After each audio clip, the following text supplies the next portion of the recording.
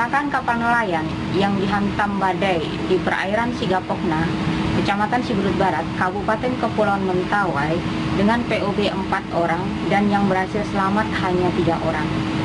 Saat ini kita sudah berada di atas kapal SAR Ramawijaya dan saat ini kita juga sudah berada bersama dengan Kakansar Mentawai, Bapak Akmal.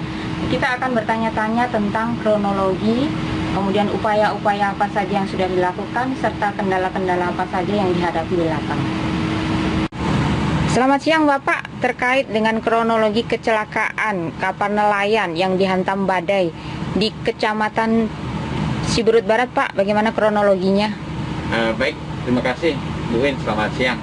Jadi kronologisnya pada hari Sabtu, tanggal 12 Desember tahun 2020, kita terima informasi dari Bapak Amir, BPBD Kabupaten Kepulauan Mentawai, pada pukul 15.00 waktu Indonesia bagian Barat bahwa telah terjadi kecelakaan kapal 4 perahu nelayan dengan 4 orang nelayan dihantam badai, yaitu kejadiannya sekitar pukul 13.00 waktu Indonesia bagian Barat hari Sabtu itu juga, di mana 4 perahu nelayan ini, 3 perahu nelayan sudah dapat kembali dan dengan 3 orang survivor yang sudah selamat. Sementara 1 perahu yang hari itu juga hanya ditemukan oleh masyarakat, yaitu perahunya saja. Sementara nelayannya itu belum kembali, sehingga dilaporkan kepada pihak desa maupun pihak kecamatan melaporkan ke BPBD dan BPBD melaporkan ke kita. Jam 15 itu kita terima informasi, kita langsung bergerak dari kantor. Lebih kurang 25 menit kita setelah terima informasi, kita langsung bergerak menuju area menuju lokasi kejadian. Dari kantor itu langsung ke dermaga kita langsung siapkan RIB kita, alut kita, yaitu Rigid Importable Boat, RIB 02 Mentawai menuju lokasi, di mana lokasinya itu dengan garis lurus itu dari dermaga Topojat ini itu sekitar 81 nautical mile, ya. Radialnya itu ya sekitar 323 atau headingnya 323 derajat. Kita langsung melakukan pencarian. Target kita adalah orang, di mana perahunya sudah hari itu sudah dapat dievakuasi oleh masyarakat di sana. Jadi target kita orang, kita langsung melakukan pencarian. Estimasi dari dermaga Topojat itu ke lokasi itu lebih kurang sekitar 5 jam. Bagaimana kondisi fisik dari tim SAR gabungan setelah melakukan upaya pencarian selama 7 hari tersebut, Pak? Kondisi fisik mereka baik-baik saja. Mereka masih tetap fit dari hari pertama sampai hari ke-7. Termasuk juga masyarakat yang membantu maupun semuanya. Ya, semua tim SAR gabungan, baik itu dari Basarnas, TNI Polri, ya, BPBD, KUPP, masyarakat, juga ada dari pihak wartawan ya yang ada ikut, dan juga dari masyarakat, pihak desa dan kecamatan. Semua tim SAR gabungan dari awal sampai akhir, alhamdulillah tidak ada kendala apa-apa, baik fisik maupun kesehatan mereka. Di masa pandemi ini, bagaimana dengan penerapan protokol kesehatan, Pak, dalam upaya penyelamatan? Apakah diterapkan atau seperti apa? Iya, jadi dalam melaksanakan operasi pencarian dan pertolongan, itu prioritas protokol kesehatan itu adalah prioritas utama. Nggak bisa kita tawar-menawar. Peralatan safety lainnya, melaksanakan protokol kesehatan yang dikatakan 3M itu, memakai masker, ya, menjaga jarak dan mencuci tangan itu, ya, itu kita laksanakan, kita lakukan. Nah, kita juga menyiapkan peralatan-peralatan lain apabila nanti kita menemukan korban dan lain-lain. Kita sudah siapkan baju asmatnya untuk melakukan evakuasi. Jadi itu hal prioritas ya, prioritas untuk kita terapkan pendisiplinan protokol kesehatan tersebut. Di masa pandemi ini, bagaimana dengan penerapan protokol kesehatan Pak dalam upaya penyelamatan? Apakah diterapkan atau seperti apa?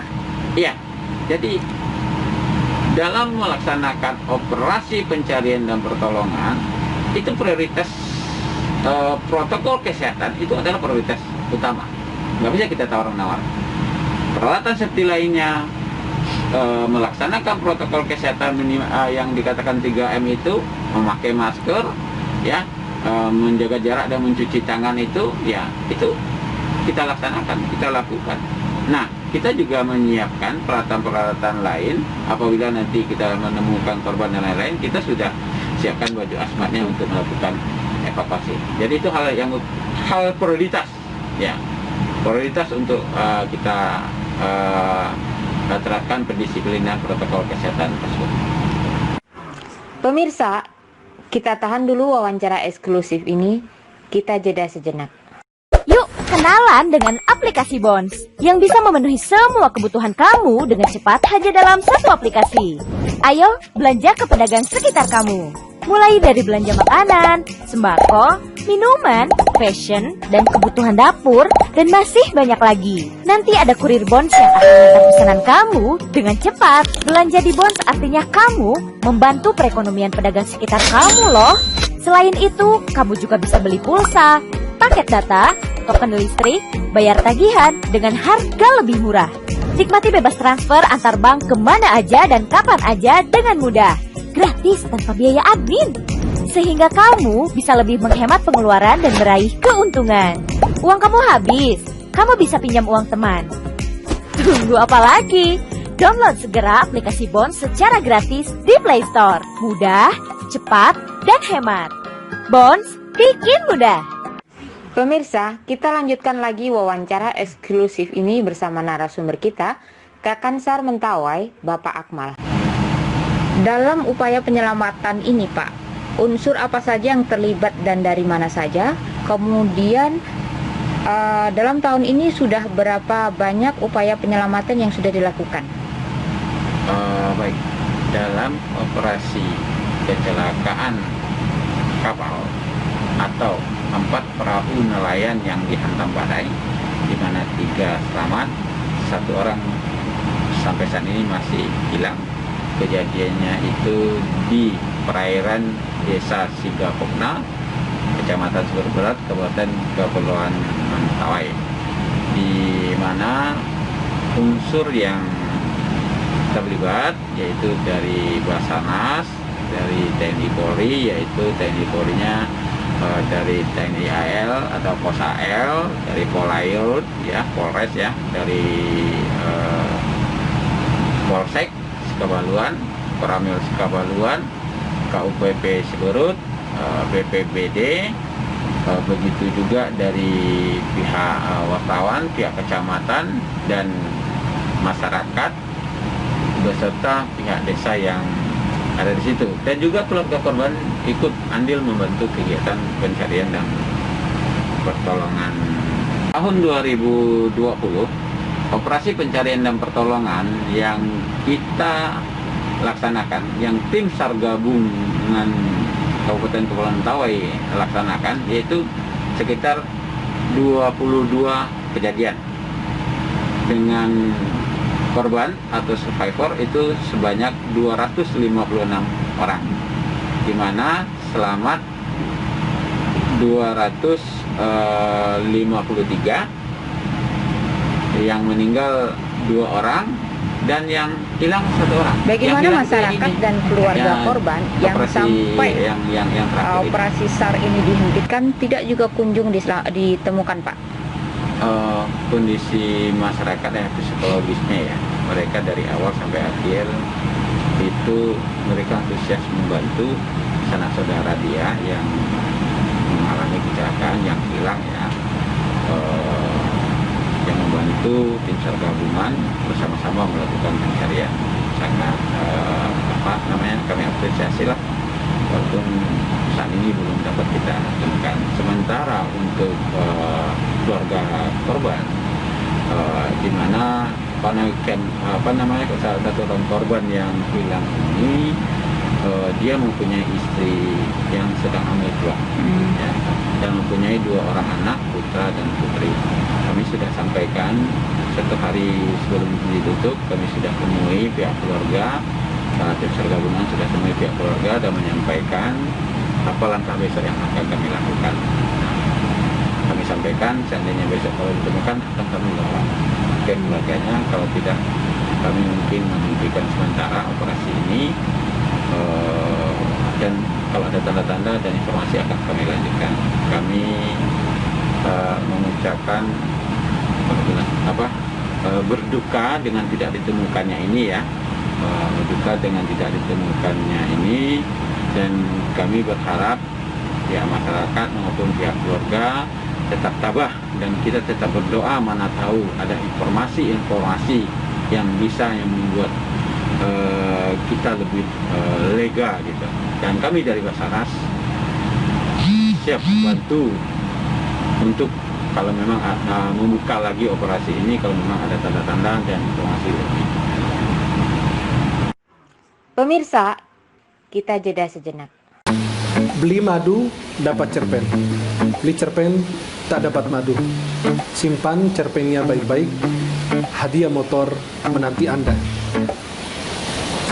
Nahala Goldi, madu gamak berhadiah cerpen. Pemirsa, kita lanjutkan lagi wawancara eksklusif ini. Apa himbauannya Pak dan harapannya juga terkait dengan kondisi Mentawai ini Pak? Baik, himbauan kami dari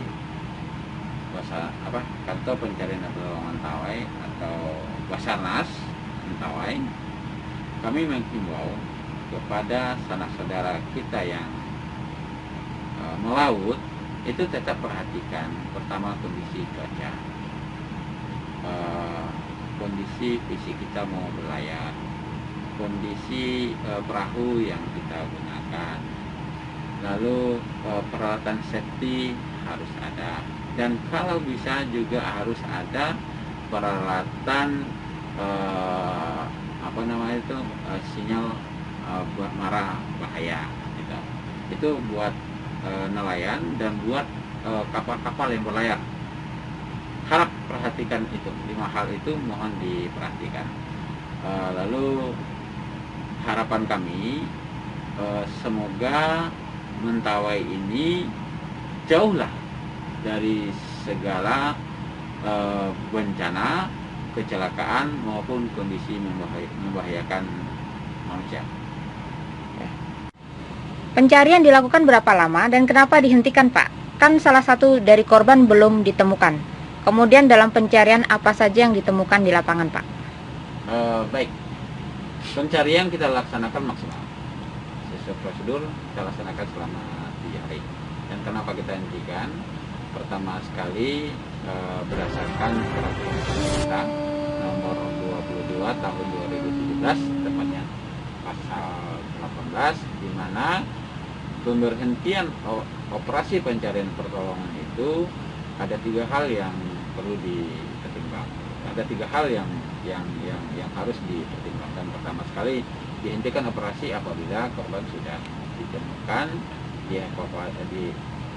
ditemukan, ditolong dan dievakuasi. Lalu yang kedua, dilaksanakan operasi SAR itu selama 7 hari. Nah, apabila tidak ditemukan, maka yang ketiga, hasil briefing tim berdasarkan analisa dan keputusan dari SAR Mission Koordinator. Makanya kita hentikan sementara. Apabila nanti ada tanda-tanda informasi lebih lanjut, kita akan buka kembali operasi SAR, operasi pencarian dan pertolongan itu, atau operasi SAR. Lalu apa saja yang pada saat operasi yang kita temukan, yaitu perahu nelayan itu, ya, tim SAR gabungan yang masyarakat yang menemukan perahu nelayan itu dan alat-alat pancingnya tidak jauh dari lokasi kejadian, yaitu di pantai perairan Desa Sigapokna, Kecamatan Sumber Barat, Kabupaten Kepulauan Mentawai. Bisa Bapak jelaskan bagaimana pola pencarian tim SAR gabungan, kemudian kendala apa saja yang Bapak hadapi dalam tim SAR gabungan ketika di lapangan? Baik, jadi di dalam melakukan pencarian mulai dari hari pertama sampai hari ke-7, yaitu hari terakhir, kita sebelum melakukan pencarian kita melaksanakan dulu yang namanya RENOP, rencana operasi pencarian dan pertolongan. Nah, pola yang kita lakukan melakukan penyisiran di laut dan melakukan penyisiran di tepi pantai. Di mana di laut kita berdasarkan RENOP kita melakukannya adalah dengan paralel, di mana dalam melaksanakan operasi itu kita menggerakkan 3 alut. Alut yang pertama adalah rigid inflatable boat atau RIB 02 Mentawai. Lalu yang kedua adalah perahu nelayan. Itu yang di laut. Kalau yang di darat, sepanjang pantai Sigapokna itu kita sudah melakukan penyisiran yang dibantu oleh masyarakat, oleh pihak desa maupun pihak kecamatan di sana. Itu pola dan apa saja yang kita lakukan. Kendala kita dalam melakukan pencarian dan pertolongan, kendala kita di lapangan pertama sekali adalah itu kondisi cuaca yang sewaktu-waktu berubah. Memang kita dapat perakiraan cuaca oleh BMKG itu sangat bagus sekali. Sudah ada gambaran bagi kita melakukan pencarian pertolongan. Tapi sewaktu-waktu di selat antara Mentawai ini dengan Nias itu suatu-waktu cuaca berubah. Nah, itu yang membuat kita kadang dalam melakukan pencarian sehingga kita kembali lagi ke dermaga. Nah, dermaga ini juga jadi kendala kita. Di pantai Sigapokna kita punya rigid inflatable boat yang di sana ombaknya lumayan ya di tepi pantai itu. Kita nggak bisa, kita itu tidak bisa langsung ke pantai. Dan di situ tidak ada dermaga, sehingga kita harus kembali dulu yang namanya ke Pokai atau dermaga Sekabaluan, Kecamatan Siberut Utara. Jaraknya lumayan, sekitar 13 nautical mile. Jadi kita kembali dulu, apabila cuaca kurang kita kembali. Itulah kendala-kendala yang kita hadapi. Tetapi kendala itu tidak menyurutkan kita untuk semangat kita melakukan pencarian dan pertolongan. Teman-teman walaupun tidak bisa bersandar di Sigapokna, mereka turun berenang. Mereka turun dari rib di belakang ombak, mereka berenang untuk koordinasi dan melakukan pencarian di tepi pantai itu. Nah, itu. Sementara perahu yang lain kita beri area yang lain gitu. Demikianlah wawancara khusus kita bersama narasumber kita ke Kansar Mentawai, Bapak Akmal. Mudah-mudahan kita mendapatkan hikmahnya. Saya Wiwin dan segenap kru Esa TV mengucapkan terima kasih. Sampai bertemu lagi di lain waktu dengan informasi yang berbeda. Assalamualaikum.